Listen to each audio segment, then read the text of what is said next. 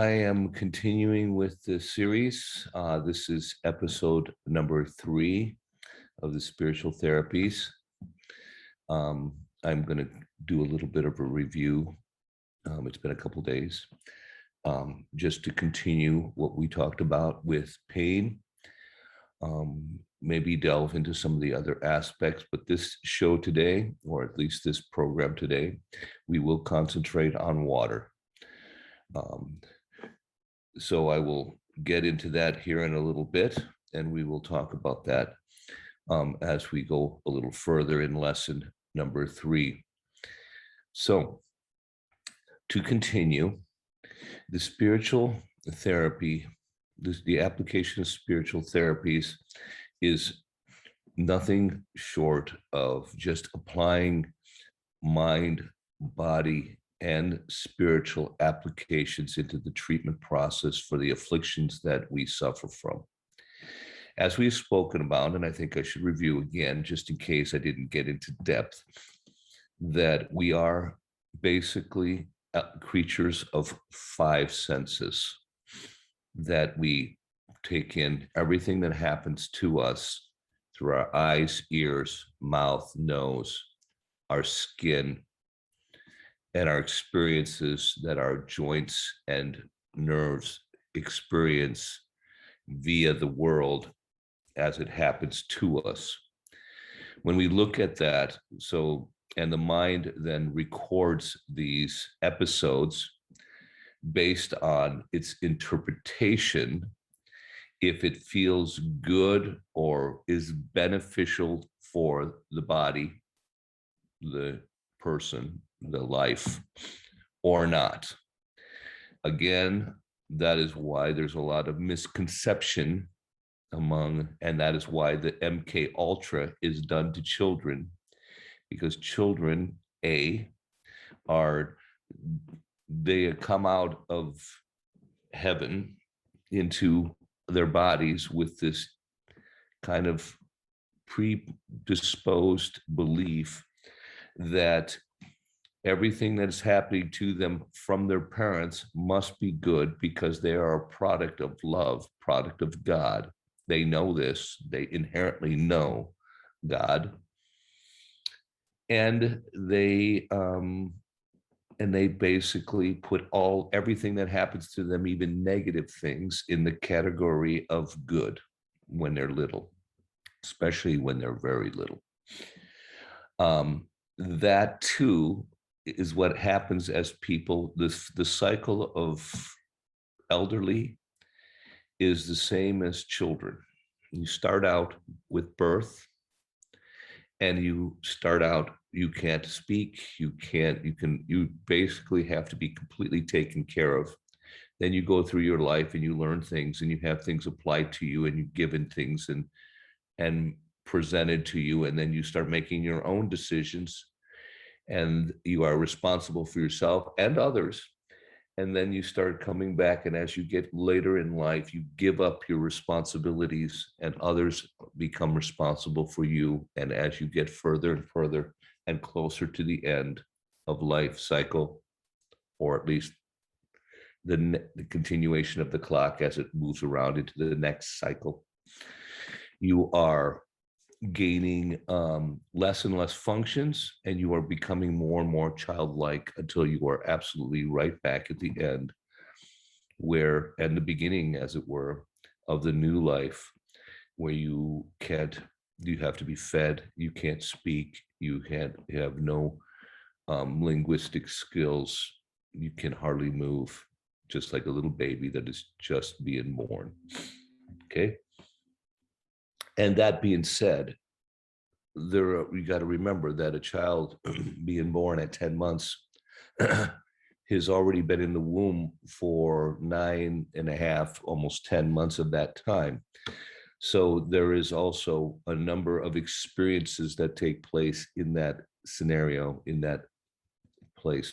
They learn things, they experience, again, everything gets put in the good category, including, as it were, drug abuse or things like that, where the mother or father may have done things that have opened the doors to spiritual attacks of even that child when it was even still in the womb.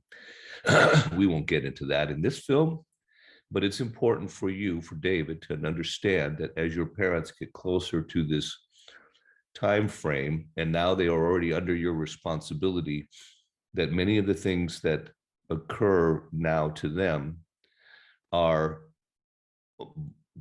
pretty much influenced by your choices, by your not that they don't still have free will, they do, but just like the child has free will, they still are being brought into a place, or they are brought into a scenario by their parents for the purpose of taking care of them. And you are taking care of they've given up.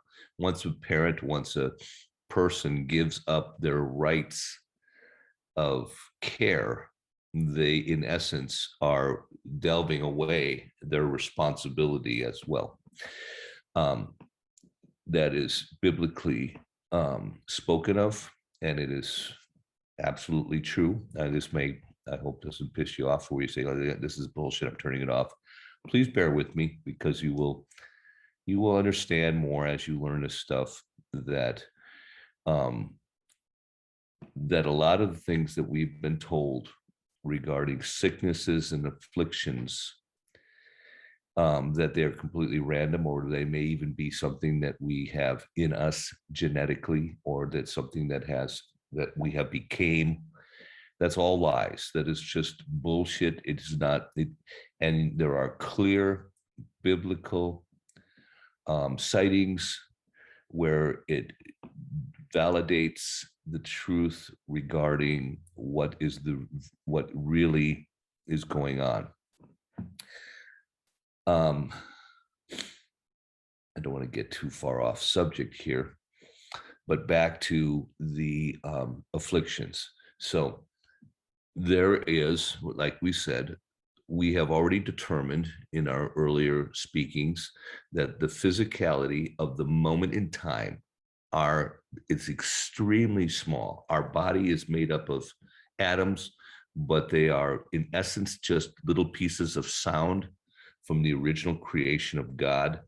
And they fly through the universe. In this particular case, these sounds bounce around in these little proton, electron, and neutron environments. And that makes up our being, our physicality. And as time moves through, so do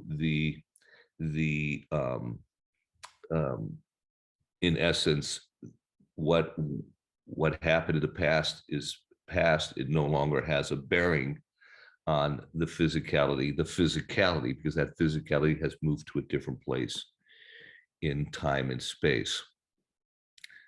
The experiences, everything your body feels, experiences, sight, sound, taste, breath, smell, every physical feeling that these body experiences. And again, might as well jump into that a little bit. Your body, it has been scientifically proven that there is memory tissue in every cell in your body. Now, that memory tissue is not connected via the central nervous system to the brain. Okay, there are sensory nerves that are in the tissue around that monitor the movement of the muscle and monitor the reaction of those movements, how much resistance, etc., all of that vibration, etc. There's masses of different sensory neurons but there's also tissue that has been discovered, or there has been nervous tissue in each cell. So the cells have a sort of memory themselves, but they're not getting thought because there's no connection to the brain. What does that mean? What is it? Does a slap on the hand mean a good thing, or is it a bad thing? Was it a pleasurable experience? The cell just feels the pressure, feels the momentary effect and if it's harsh enough, the swelling will take place as a reaction to try to buffer that you know very well what that feels like and how that takes place. Enough trauma, and it produces a reaction that causes then the tissue to say, okay, I'm going to I have to make a barrier here to protect myself away from this situation, since it's obviously not, it's more than just a simple, experience. There's some possible damage that's taking place, or maybe there's damage that took place with that attack. Okay, so again, swelling is another form of reaction, just like pain is a reaction to what the local tissue is picking up from its limited sensory perception when it comes to feeling, or whether it comes to even sensing sound, light, heat, different things like that. It also picks up those signals coming in and then has to interpret it based on its experience. That's why when people, I'm going to use my perfect example as not my perfect, an example.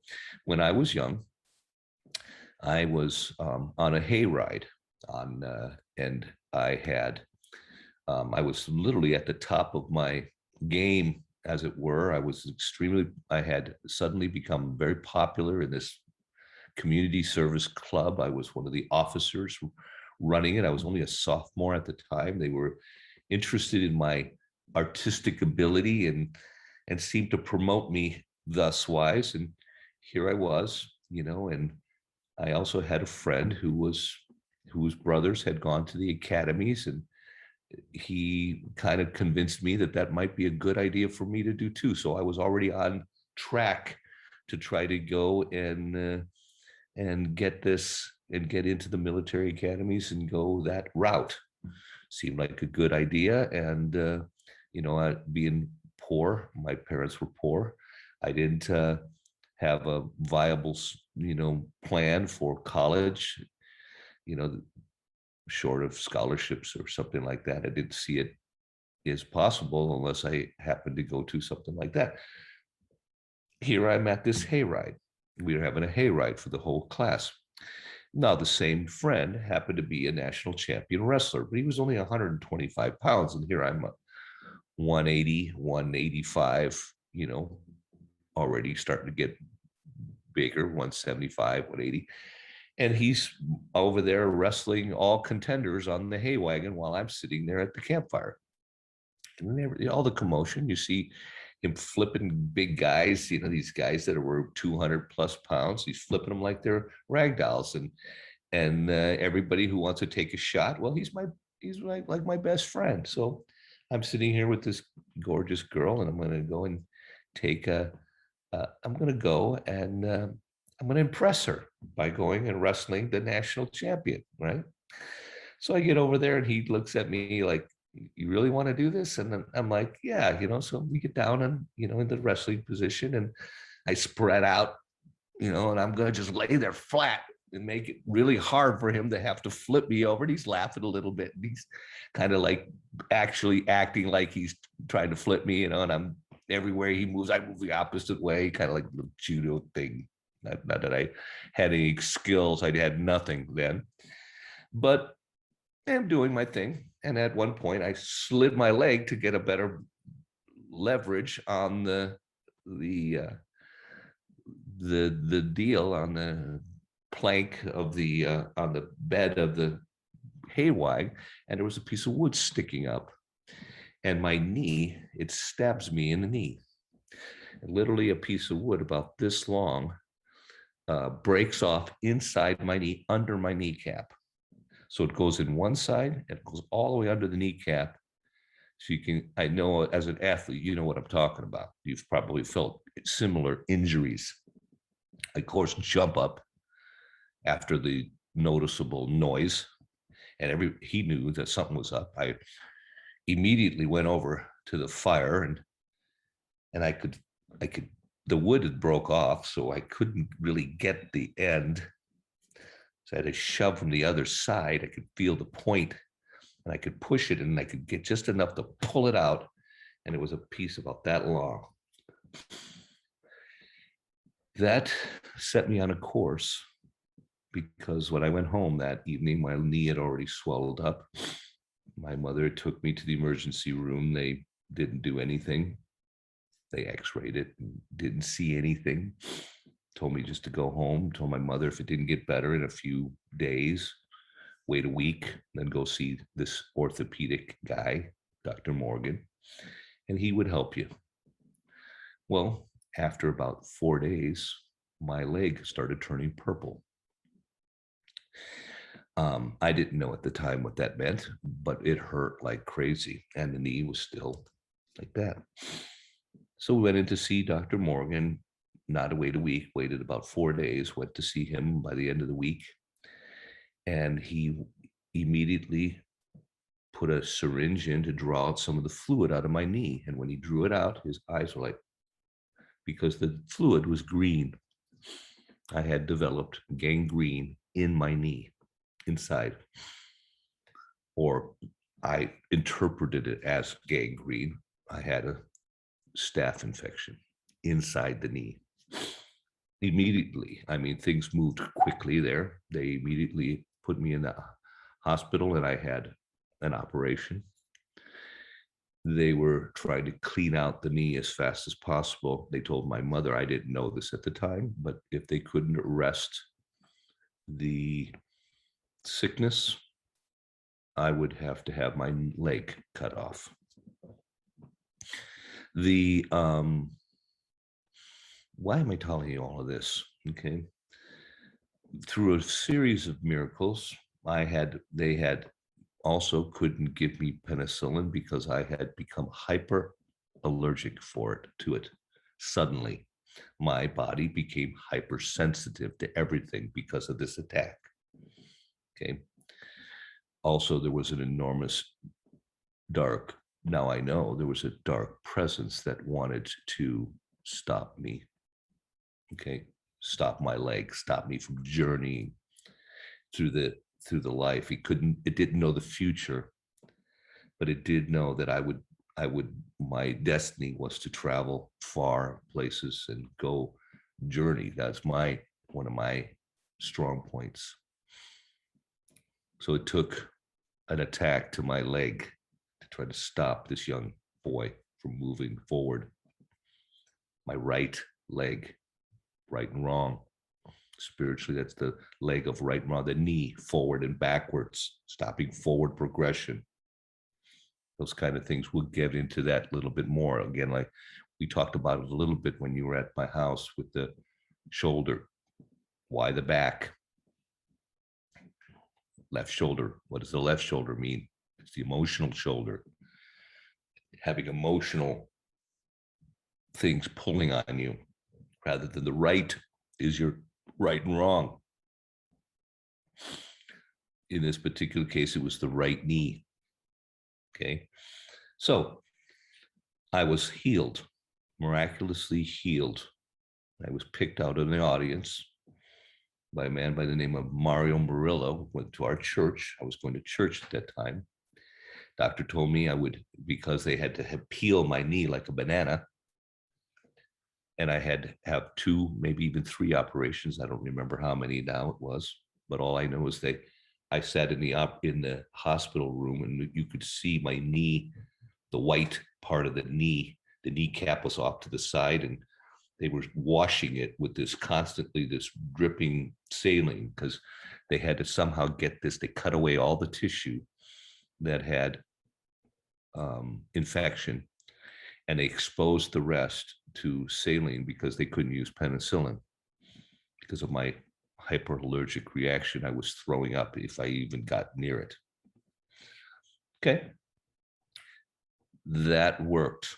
The sickness was abated. They closed it back up, sewed it up, and I looked like Frankenstein with this big scar, probably about, still there, you can barely see it, but probably about 10 to 12 inches long on a young I think 14, 15-year-old at the time. Anyway, so when I came out, my knee was fixed at about a 45-degree angle, not completely straight, but 45 degrees. Doctor said, you will never, I couldn't bend it and I couldn't straighten it. It'd move a little bit like this, just a little bit. He said, you won't get that back because we had to take out about a third of your articulating tissue out of the joint. Didn't really know what that meant then, but I know what it means now. And he said that it's not a functional joint any longer. So it's not, you'll never be able to bend it. And you probably will never get it straight again either.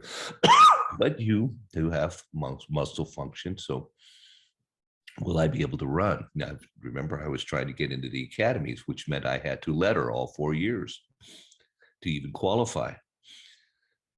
You can hobble, running, probably not jumping, no, but you can hobble. I wasn't a fast runner anyways.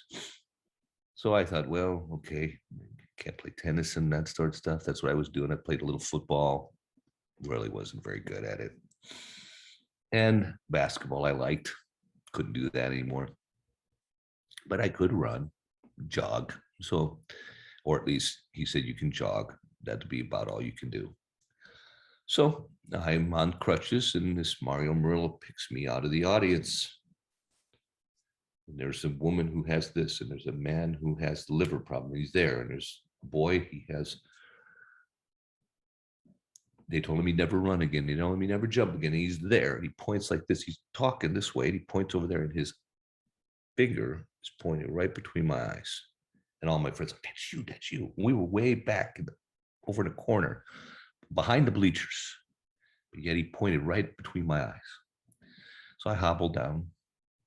He said, God said, not only would you be healed, and you would run again and you jump again, but you would run faster than anybody that you would ever meet. And I hobbled away, didn't feel much better. Over a course of the next year, I decided my junior year I would join the cross-country team because at least I could, coach said, if you just show up to every practice, you'll get a letter, even if you never, I said, that sounds like a deal. So I did it, and I got my letter, and we went to the state championship, and I actually made the state team. And we won in the following year. And so I decided to go do track as well. And then did that, made varsity, and following year did the same thing again. Senior year, cross country and track, both. And I got my scholarships to go to the academies like I originally wanted to. And by the time I was in Europe, I could run sprints, and I was faster than anybody I've met. It took me a long time to even admit that possibly that came from that miracle. But I had received all the function back and then some. I mean, that's how it works with God. When you overcome, what doesn't kill us makes us stronger. In this particular case, not only was I stronger physically, it took me a while to believe it, mentally and spiritually, but mentally experience it and see it. At first, I believed what the doctor said. I believed I would never get better. It took a long time. I believed all I would ever do is hobble. But after time, it's like, wait a minute, I'm running pretty fast here.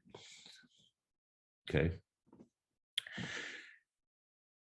Belief that this stuff is not permanent is the greatest. Not only is it the greatest part of the problem, we have been programmed to believe that this stuff is permanent, that this stuff is in us when it's not. Okay. But also, at the same time, small physical, experiential, like a library, books, experiences, belief system that's like an ocean. That's our consciousness. Our experiences are our memories, physical memories. Okay, that's the memories that are in the brain, memories. Okay, those are the library books that are sitting on there. Understanding this, we apply the same principles in the therapeutic process. So that's why we start talking about belief. Belief is the strongest part. If you believe, it's in the Word of God. See, when I had my near-death experience and started applying godly truths back into the therapeutic process, then God started showing me in the Word of God where this is validated. If you believe, you can do anything. You just have to believe. You can even cause that mountain to be picked up and put in the ocean. Jesus said it himself. Everything he said was done with purpose so that we could learn so we could identify these things as we experience them in our life. If you believe that you can get better, you can. If you believe you will never get better, you won't. Because that part is so much greater than the experiential part. Okay, that's why it took me so long to get better. Even when this person said, this Mario Murillo said, you're going to get better and you're going to get faster. He was going by what he was being told by God, and he was expressing that. And by the way, that guy is real. I have since found out from many, many people that even today, this man is one of the true prophets that doesn't go and pick out what's popular for the church, but will say what needs to be said. And that's good, even if it means his own unpopularity. I like that. That's what I started doing. I started seeing things in the medical field, things that didn't make sense. Like, why is it that people were being denied care when the care obviously would make their costs go down? It didn't make sense. Why were people being told they had to have this when it's clear that it can harm them? Didn't make sense. Why do they put poisons in foods? What do they have to gain by that? Didn't make sense until you start seeing these things happening, and then start saying, well, wait a minute now, okay, I could either go along with what they're telling me to do and don't argue, just do what we tell you, follow like we say, or you can buck the system and say, you know what, I'm going to treat the people the right way, to the causes of these issues and not just the symptoms. All the causes, the body, mind, and spiritual causes, so that you have the greatest chance of overcoming. Okay, that's what we do. That's why we do what we do. Okay. If you survive the attack, then God intends you to overcome. You still have choices. I have spoken about bullies before. You have written about bullies. There are only 3 ways to deal with a bully. You can run. You can run. You can take it, or you can fight. I like that, fight. You could fight. Well, not all bullies fighting would be kind of crazy. No. If we believe that that we're walking on God's path, and we are told that we are trying the best we can, and this path has put us down this road, and suddenly the bully shows up in our path, God promises all those who walk on his path, he will provide everything they need to overcome. It's right there. He doesn't have to go somewhere else to get it. They don't have to go and get it from a cancer doctor. They don't have to go and get it from this other scenarios. He will give them what they need to overcome. Okay. If that's the case, and we believe that he doesn't lie, God keeps all of his promises. Another big promise. God keeps all of his promises. God, you promised. That's one of those jabs we talked about in the last video. God, you promised. You keep all your promise. Boom. Jab. You promised. Boom. You keep all your promise. Boom. Okay. Or actually, I got to use my left for the jabs. Yeah. I'm not a southpaw. Left jab. Okay. And then comes the big right, you know, and it's like, hey,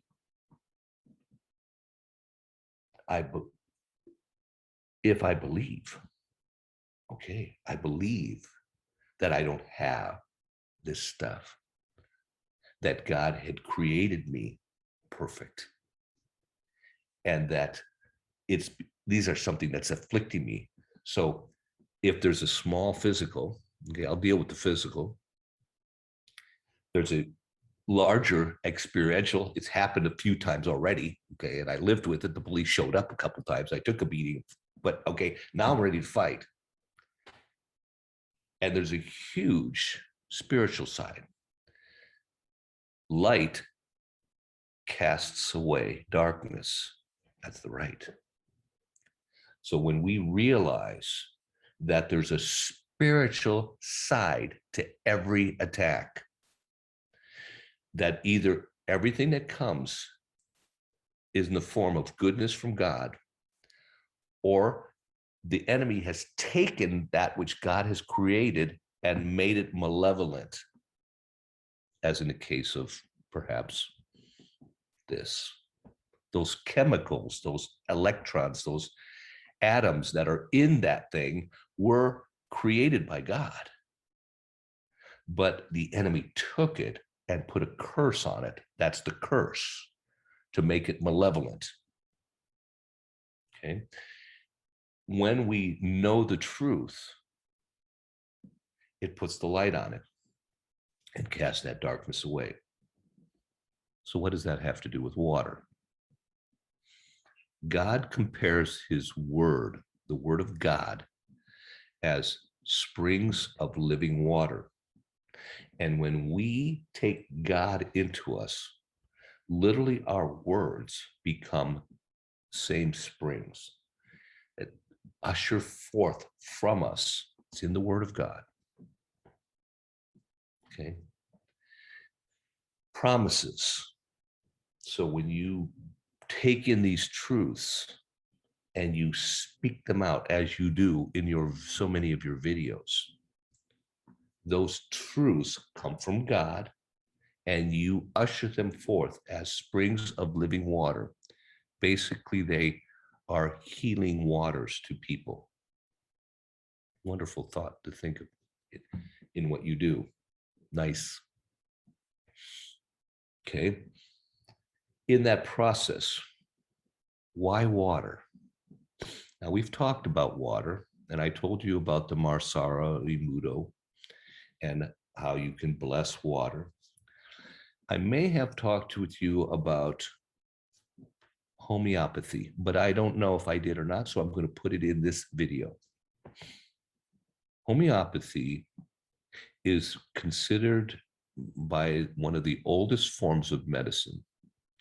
It basically is water therapy, little vials of water. And what they do is they use what they commonly call likes treat likes.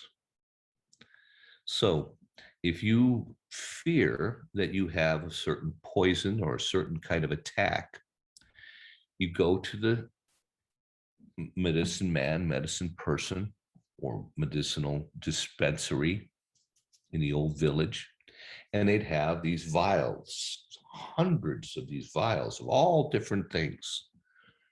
And I've got this or this symptom. Oh, well, that sounds like you may have this problem or that problem. And then they look and, okay, you need this file and this file and this file over here.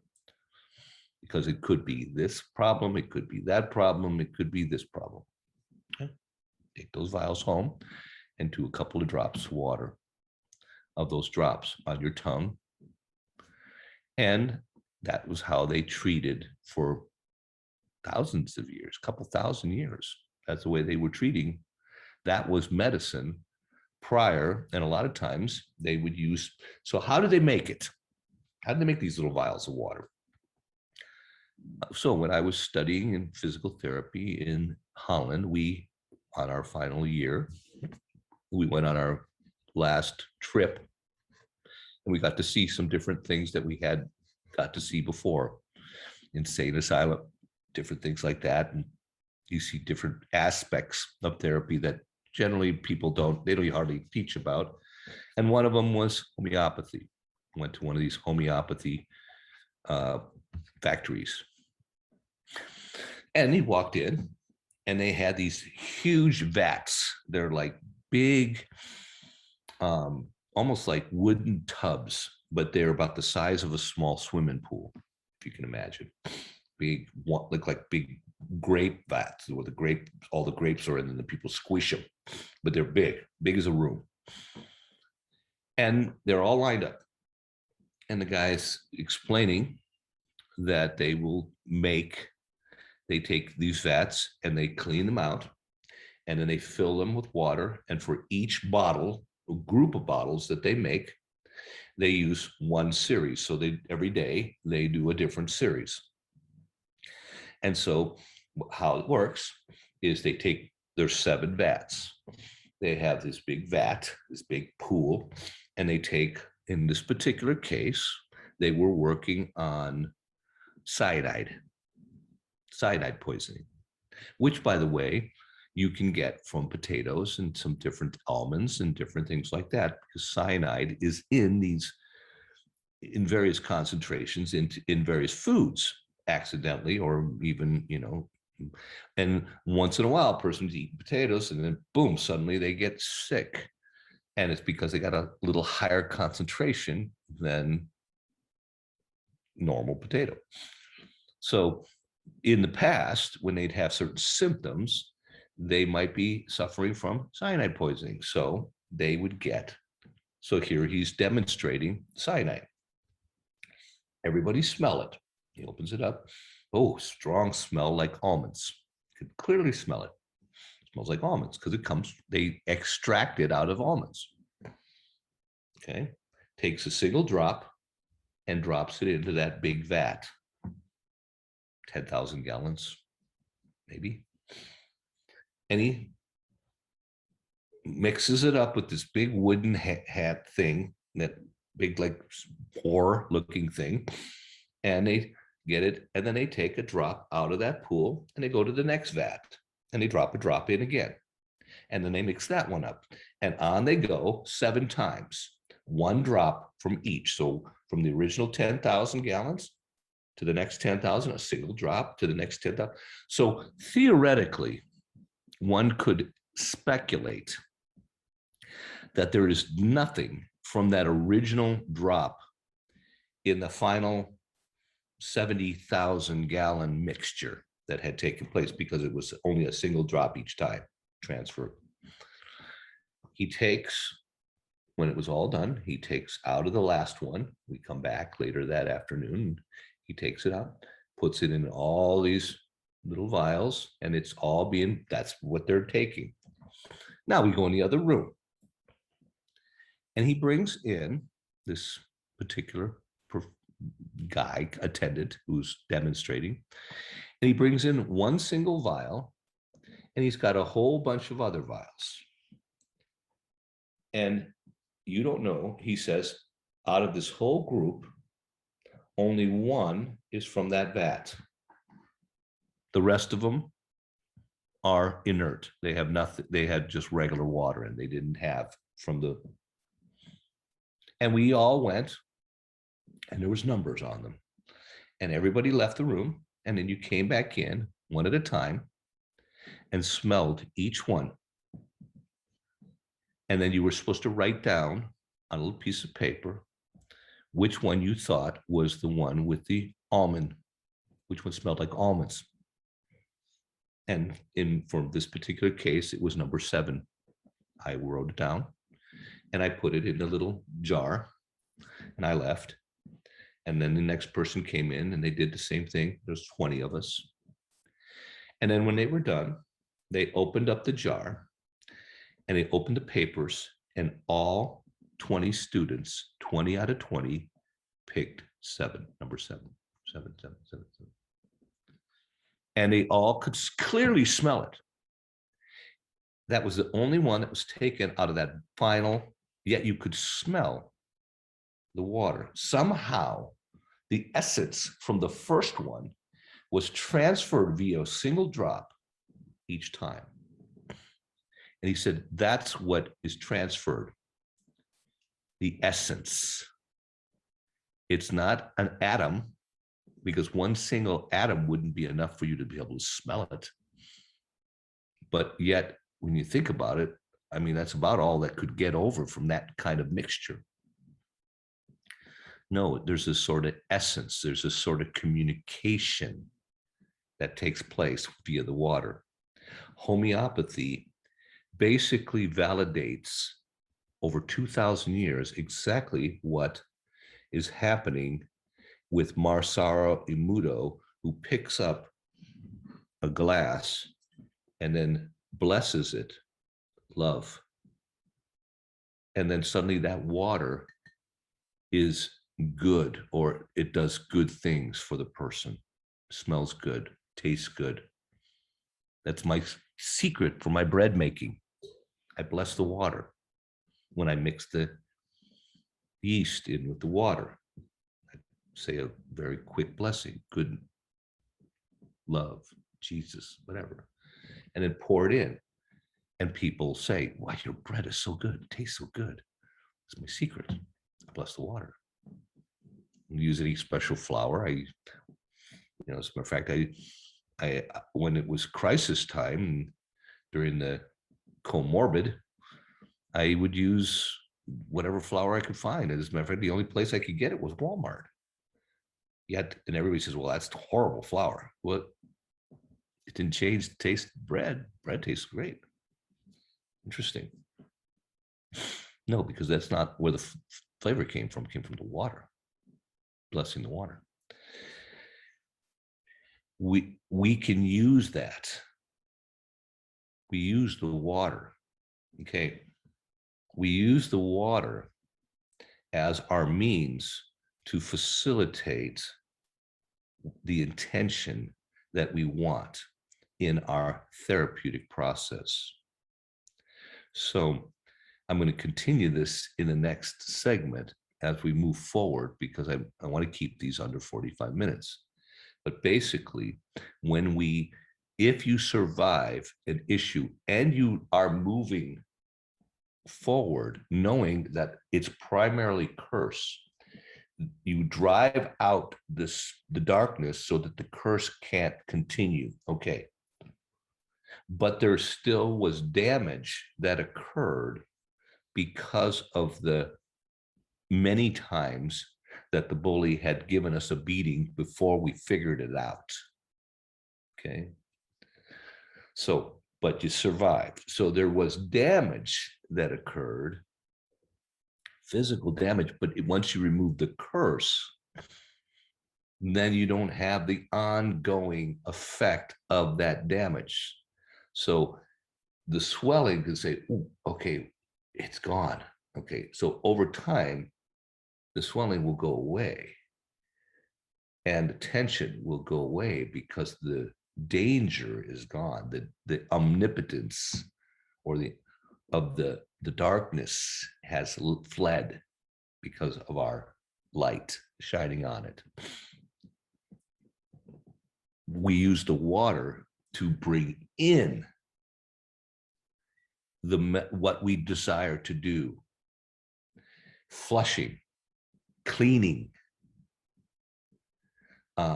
growth, healing, love, feeding,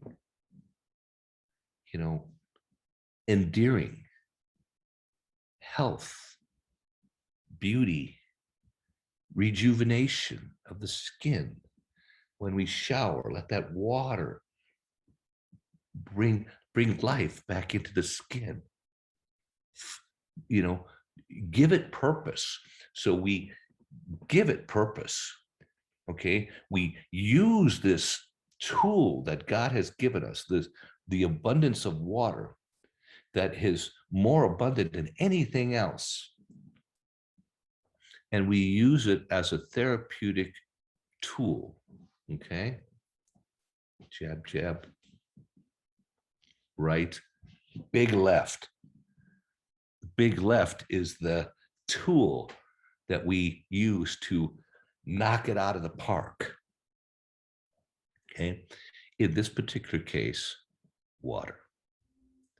So on the next one, I'm going to get into even deeper water. But for now, 45 minutes, and we'll stop.